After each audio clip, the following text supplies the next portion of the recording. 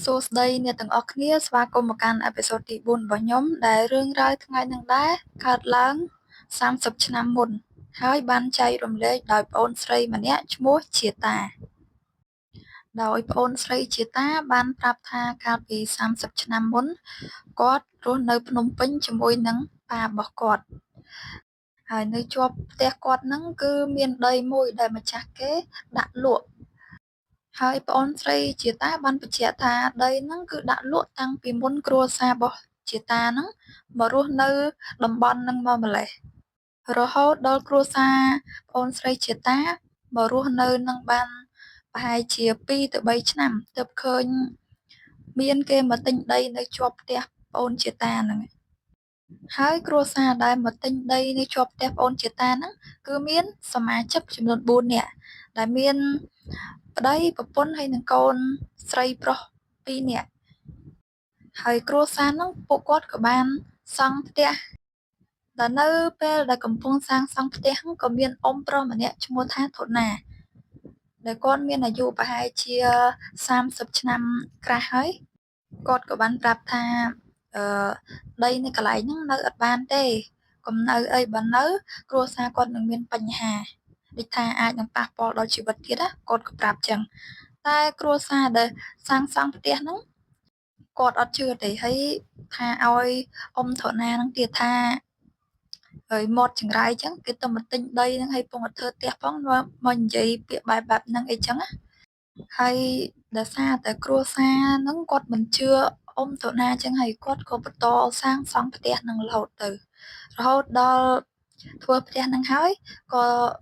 ធ្វើពិធីបុណ្យឡើងផ្ទះតាមប្រពៃណីខ្មែរចឹងទៅក្រោយពីធ្វើពិធីបុណ្យនៅក្នុងផ្ទះហ្នឹងហើយគ្រួសារគាត់ក៏បានរស់នៅក្នុងផ្ទះមួយហ្នឹងដោយរស់នៅបានប្រហែលជា3ខែដំបូងគឺអត់អីទេប៉ុន្តែបន្ទាប់ពី3ខែក្រោយមកគ្រួសារគាត់ក៏បានធ្លាក់ខ្លួនឈឺដោយដំបូងគឺ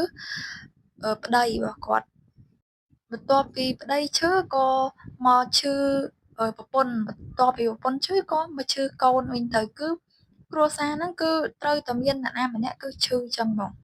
រហូតដល់មានថ្ងៃមួយគឺបុគ្គលដែលជាប្តីនៅក្នុងគ្រួសារហ្នឹងបានឈឺហើយឈឺធ្ងន់មែនទែនឈឺរហូតដល់ដើរអត់រួចណាហើយមានថ្ងៃមួយនៅពេលយប់ឡើង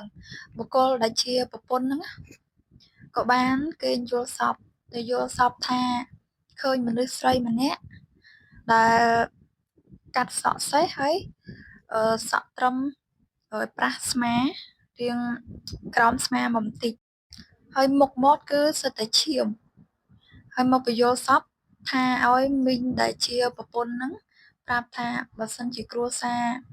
អ្នកឯងអត់ចេញពីដីហ្នឹងទេអត់ចេញពីផ្ទះហ្នឹងទេគឺខ្ញុំនឹងយកសមាជិកគ្រួសារអ្នកឯងម្ដងមួយគឺថាអញ្ចឹងហ្មងតែនិយាយអាក្រក់ជាងខ្ញុំទៀតតែខ្ញុំអឺនិយាយឲ្យប្រុសជាងគាត់អញ្ចឹងដោយសារពិបាកស្ដាប់ពេកតែនៅពេលដែលប្រពន្ធហ្នឹងគាត់យល់សប្បែបហ្នឹងហើយគឺគាត់អត់ជឿទេដូចនិយាយតាំងពីដំបូងហ្នឹងគឺគ្រួសារគាត់ថាដូចជាមិនជឿអារឿងខាងជំនឿខាងអីចឹងហ្មងអញ្ចឹងនៅពេលដែលគាត់យល់សប្ចឹងគាត់នៅតែមិនជឿដែរ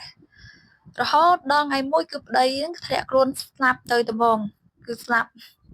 បន្ទាប់ពីប្តីស្លាប់ហើយធ្វើពិធីបុណ្យសពឲ្យបុគ្គលដែលជាប្តីហ្នឹងហើយបានប្រហែលជាមួយខែកន្លះក៏កូនប្រុសបងរបស់មីងហ្នឹង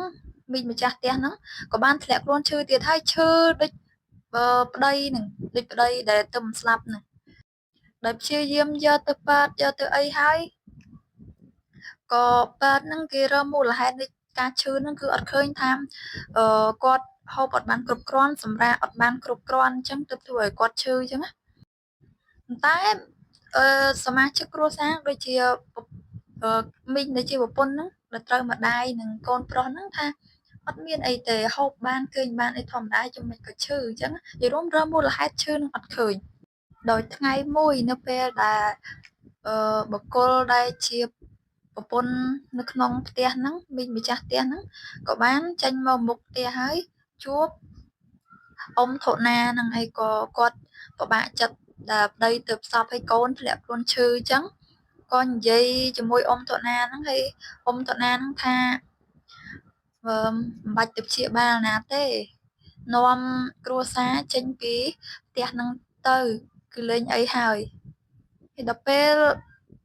មីងម្ចាស់ផ្ទះហ្នឹងក៏គាត់ចាប់ដើមទៀតដែរដោយសារតែអង្ការតាំងពីគាត់ធ្វើផ្ទះដំបូងគឺអ៊ំធណាហ្នឹងនិយាយដូចជាមិនល្អពីដីពីផ្ទះគាត់អីចឹងណាអញ្ចឹងមីងម្ចាស់ផ្ទះហ្នឹងក៏ឮអញ្ចឹងគាត់និយាយថាហើយបើឲ្យគាត់ចេញពីហ្នឹងឲ្យគាត់ទៅនៅណាហើយអ៊ំធណាហ្នឹងក៏ប្រាប់ថានៅណានៅទៅកុំឲ្យទៅនៅហ្នឹងបើមិនចង់ឲ្យកូនស្លាប់ទេហើយដល់ពេលអញ្ចឹងមីងម្ចាស់ផ្ទះហ្នឹងដែលជាប្រពន្ធហ្នឹងគឺក៏បាននាំកូនអីចឹងនាំគ្រួសារទៅនៅសល់ហ្នឹងមានកូនប្រុសដែលពងឈឺហើយកូនស្រីម្នាក់ហ្នឹងទៅស្រុកខាងម្ដាយគាត់តែថាកូនឈឺនាំកូនទៅនៅស្រុកសិនអញ្ចឹងណាស្រាប់តែទៅបានប្រហែលជា2ទៅ3ខែមានថ្ងៃមួយបុគ្គលដែលជាប្រពន្ធហ្នឹងក៏បានត្រឡប់មកផ្ទះហ្នឹងវិញផ្ទះដែលនៅជាប់ផ្ទះចាយជាតាហ្នឹងណាដោយមាននាំគ្រូម្នាក់មកទៀតនៅថ្ងៃហ្នឹងចាយជាតាក៏នៅផ្ទះដែរណាអញ្ចឹងគាត់ក៏បានឃើញដែរឃើញមីងហ្នឹងនាំគ្រូម្នាក់មកដូចថាមើលដីមើលផ្ទះហ្នឹងអញ្ចឹងហើយចាយជាតាក៏គាត់បានចូលទៅសួរថាមីងមកផ្ទះវិញហើយមែនហើយបងប្រុសហ្នឹងគាត់ជាហើយមែន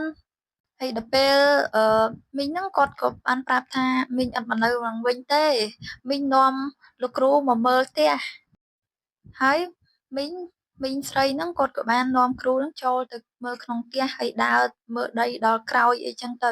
ហើយគ្រូហ្នឹងពេលមើលហើយគាត់ក៏បានចេញមកពីផ្ទះហ្នឹងវិញគាត់ក៏ប្រាប់ថាអឺម្ចាស់ដីហ្នឹងគេអត់ចង់ឲ្យយើងនៅហ្នឹងទេអញ្ចឹងយើងកុំនៅហើយមីងហ្នឹងក៏សួរលោកគ្រូហ្នឹងវិញថាមានវិធីណាអត់ដែលយើងអាចនៅនឹងបានហើយ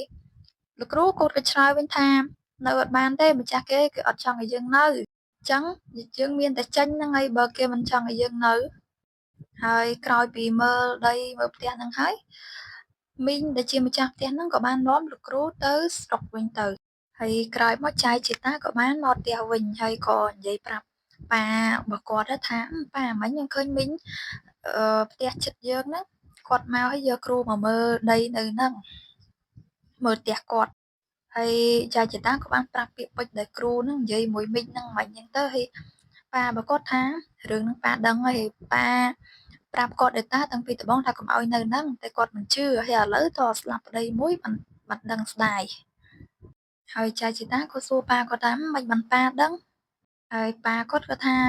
ឲ្យប៉ាដឹងមិនសំបីអាដីយើងហ្នឹងក៏មានគេនៅដែរពេលប៉ាមកនៅនឹងធ្វើផ្ទះដំបងគេក៏មកដេញប៉ាដែរ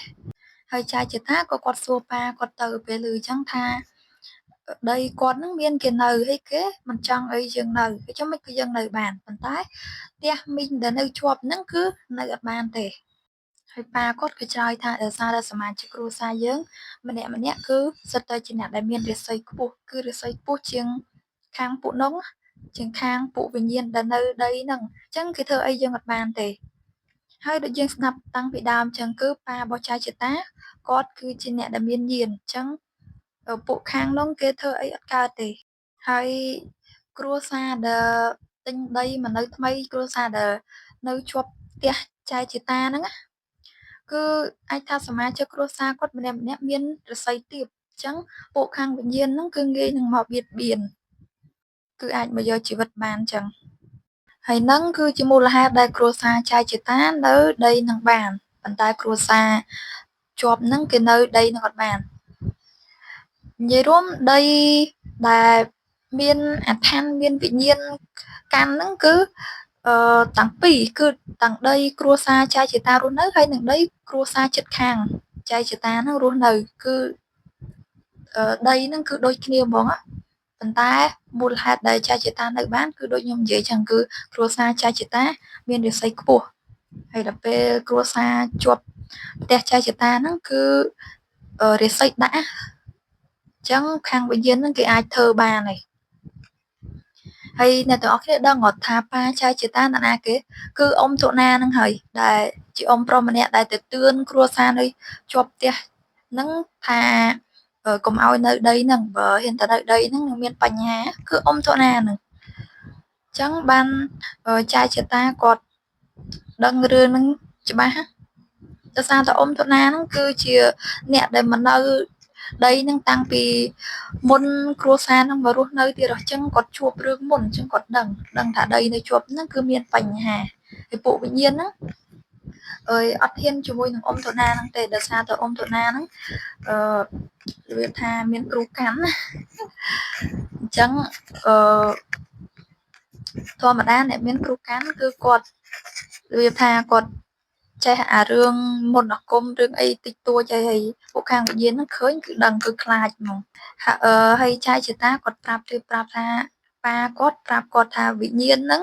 គឺភាគច្រើនគឺអត់នៅដីផ្ទះចៅជាតាហ្នឹងទេគឺភាគច្រើនគឺវាទៅនៅអាដីជាប់ផ្ទះហ្នឹងគឺវាទៅនៅអា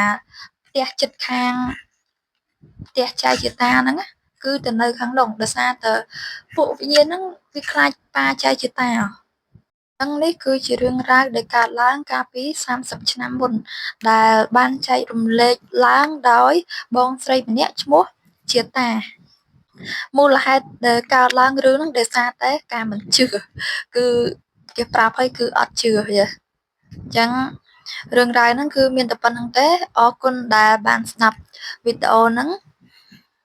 ហើយបើសិនជាពេញចិត្តកុំភ្លេច